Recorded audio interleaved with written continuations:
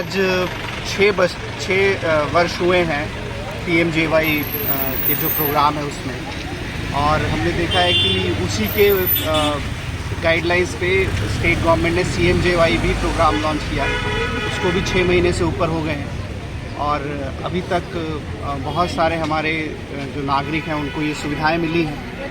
Recently प्रधानमंत्री जी ने primitive tribal group जो PVTG रियांग ग्रुप्स हैं और 70 साल से ऊपर के जो हमारे जो बुज़ुर्ग हैं, हमारे जो पिता और माता पिता लोग हैं, उन सभी के लिए ये 100% इसको कर दिया है इम्प्लीमेंट। और जो परिवार इनके अंदर हैं उनमें भी जो सीमा है उसको इंक्रीज़ किया गया है कई जगहों पर।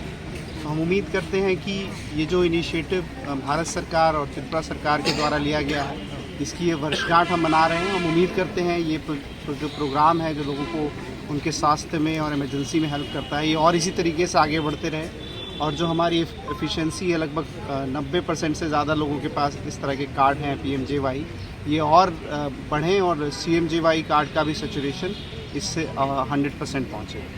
ये रैली कहाँ तक जाएगा?